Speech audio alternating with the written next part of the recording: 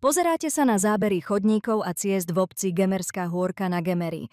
Výtlky, poškodené cesty, rozdrvený asfalt, chodníky kedysi zaliaté betónom a komunikácie, pripomínajúce minulé storočie.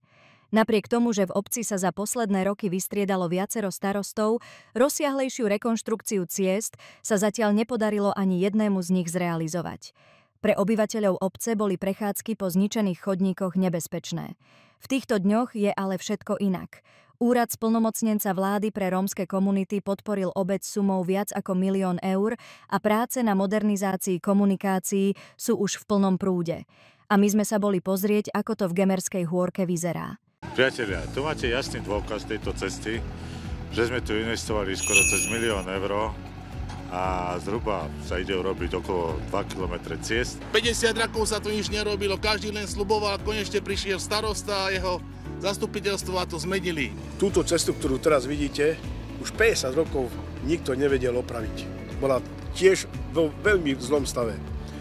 A vďaka úradu splnomocnenca pre rómske komunity nám sa podarilo zohnať financie na to, aby sme to dali do poriadku.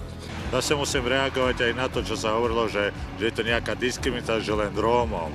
Nie, tu v tejto obci podporujeme celú Siďonovo, čiže nemajú užitok len Rómovia, ale celá obec.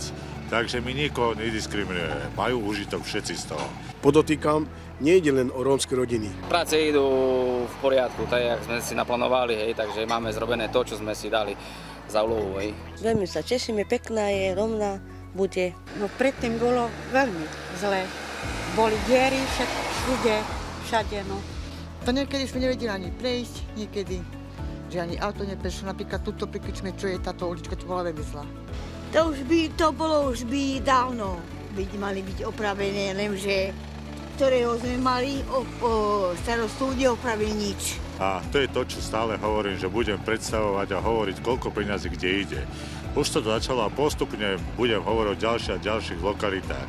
Čiže není to o tom kradnutí, ako niekto rozpráva, lebo chápeme, že niekto chce politiku riešiť a potrebuje niekto rómske hlasy.